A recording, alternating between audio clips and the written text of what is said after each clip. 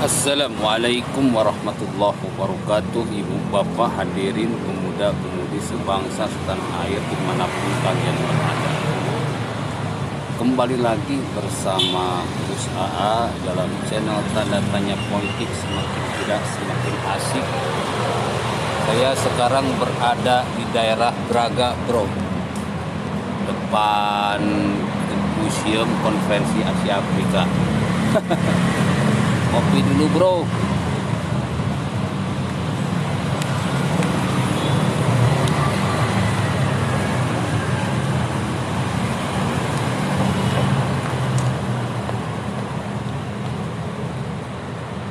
Oke, sekarang kita akan bahas berita-berita terbaru yang ada di media sosial. Man ana lailaku kaifama hukum kaifama ahwakum man ana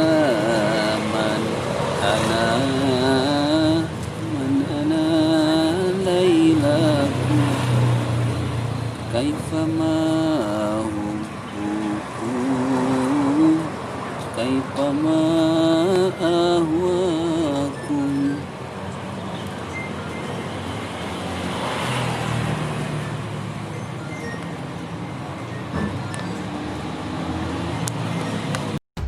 Cendana yang memiliki rekening ribuan triliunan di Swiss terpaksa gigit jari.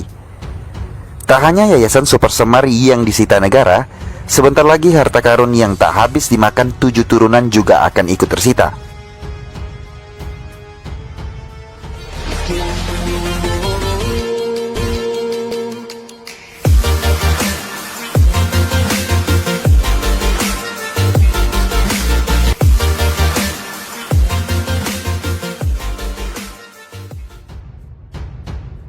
Tengku Zulkarnain sebagai wasekjen MUI memang dikenal sangat dekat dengan Cendana.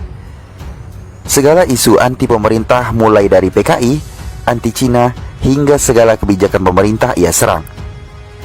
Bagaimana Cendana dan anteknya tak kalap. Kabar pengambil alihan uang mereka di Swiss kini semakin nyata. Dari website DPR diberitakan kalau tanggal 14 Juli mendatang akan ada rapat paripurna membahas pengesahan perjanjian MLA. Artinya, Cendana yang memiliki rekening ribuan triliunan di Swiss terpaksa gigit jari.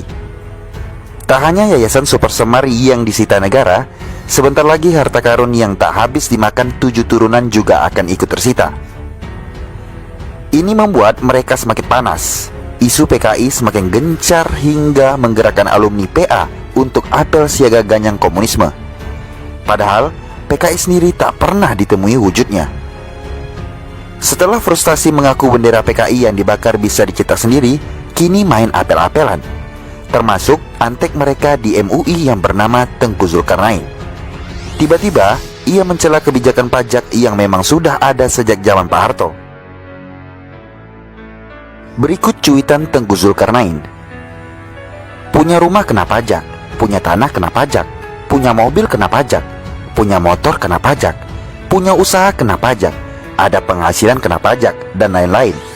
Sekolah bayar, rumah sakit bayar, KTP bayar, paspor bayar, tol bayar, semua bayar. Terus pajak untuk apa? Gilendro, tulis Ustadz Tengku Zulkarnain. Tak hanya warganet yang ramai-ramai membuli perkataan Tengku Zul, politisi Demokrat Ferdinand Huta-Heian juga ikut mengomentari cuitannya.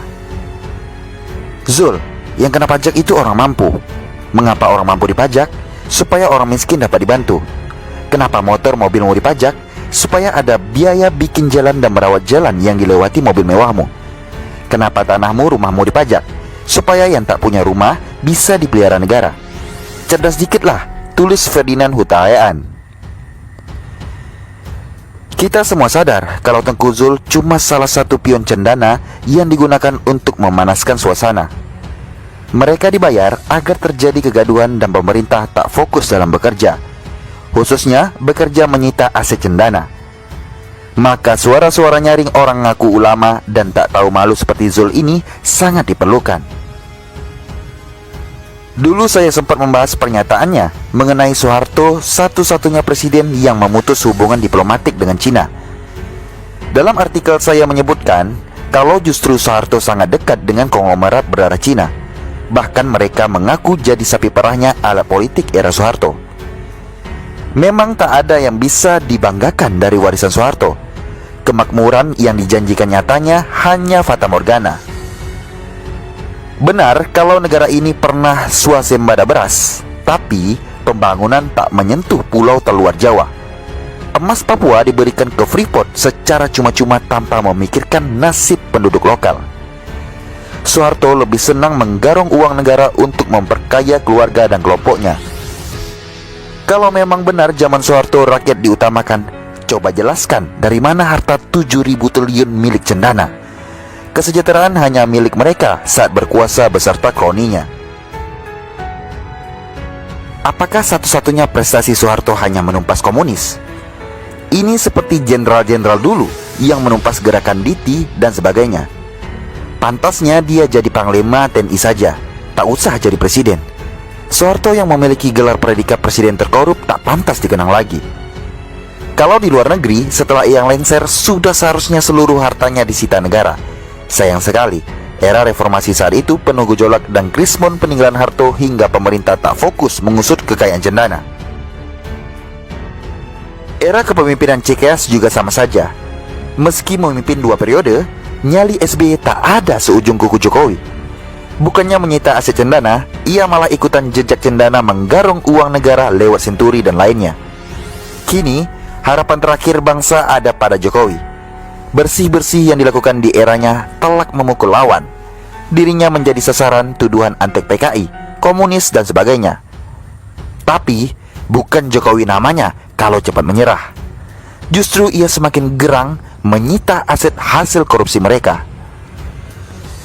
Sayangnya, turunan Cendana tak secerdik bapaknya. Mungkin karena terlalu banyak makan harta korupsi.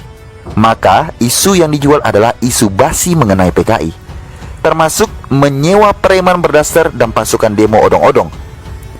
Kalau cuma itu senjata mereka, jangankan gentar, dilirik pun tidak. Jokowi akan tetap menyikar habis harta mereka meski teriakan kencang menerpa dirinya. Begitulah kira-kira.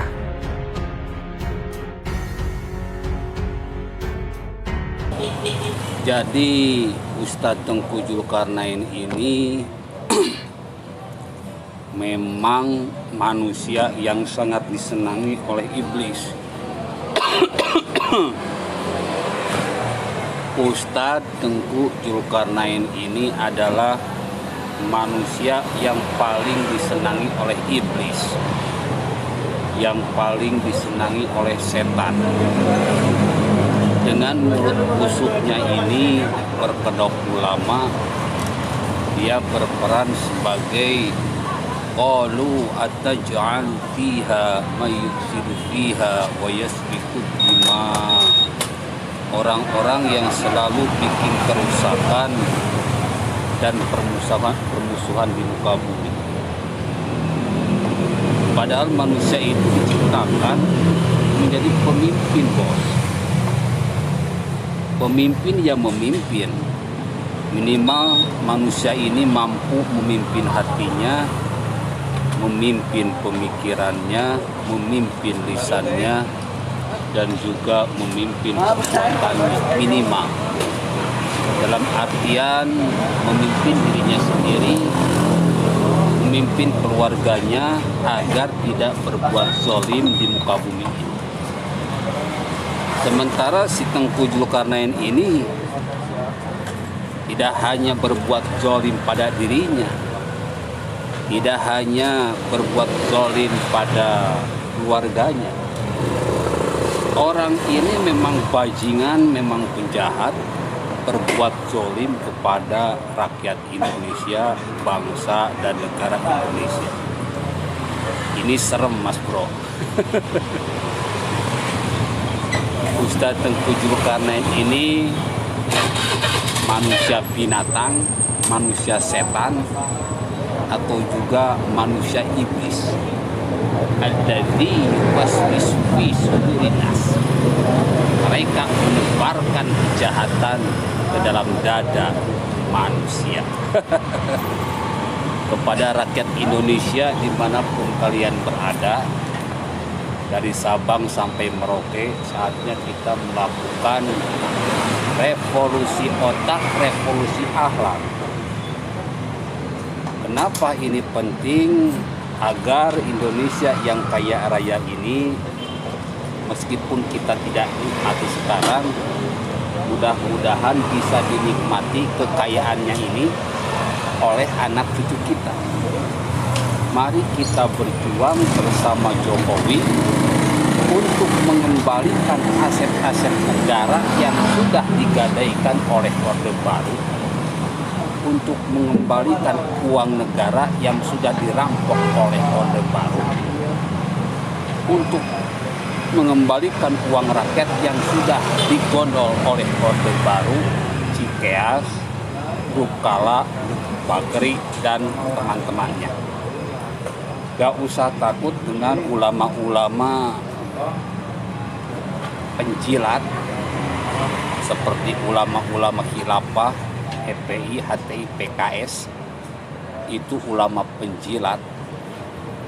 Padahal dalam Al-Quran itu sudah jelas dikatakan bahwa yang namanya ulama ini adalah pewaris Al-Quran.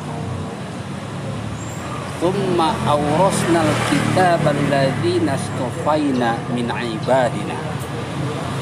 Yang namanya ulama itu kata Allah adalah pewaris Al-Quran, manusia pilihan Allah untuk menerjemahkan firman-firman Allah agar diajarkan dan diamalkan oleh manusia dalam setiap kehidupan. Faminhum dzalimun linafsi. Namun ketika mereka sudah jadi ulama, sudah punya ilmu ulama, tidak sedikit dan sangat banyak mereka yang menjadi ulama-ulama penjilat. Alladzina yastahibbuna al-hayata dunya 'ala al-akhirah. Ulama-ulama yang lebih mementingkan dunia daripada akhirat. Contohnya ya ini Pak Ustadz Tengku Zulkarnain dan kawan-kawan, orang-orang khilafah, FPI, HTI, PKS. Ini ulama-ulama penjilat yang lebih mementingkan kehidupan dunia daripada akhirat. Ulaika alladzina yastahibuna al-hayata dunya 'ala al-akhirah. Ulaika alladzina ishtaru ad-dhalalata bil huda. Mereka menjual agama Allah demi kepentingan dunia. Bismillah. Kata Allah, ala laknatullah 'alal zalimin. Allah melaknat orang-orang yang berbuat jahat. Siapapun yang berbuat jahat, baik rakyat, baik pejabat, baik kiai, baik ajengan, baik habaib, kalau berbuat jahat Allah pasti laknat. Ini sudah merupakan sebuah ketentuan, ini sudah merupakan sebuah rumusan, ini sudah merupakan sebuah sunatullah.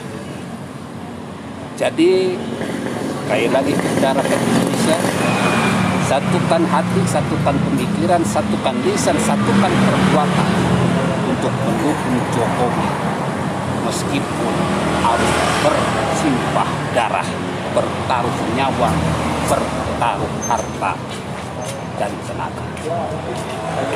Penjahat sesungguhnya sudah nampak, iblis yang sesungguhnya sudah nampak. Tinggal rakyat Indonesia harus bersatu padu, unjuk gigi, unjuk kekuatan.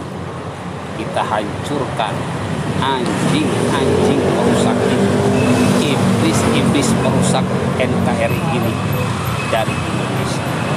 Billahi taufiq wal hidayah. Wassalamualaikum warahmatullahi wabarakatuh.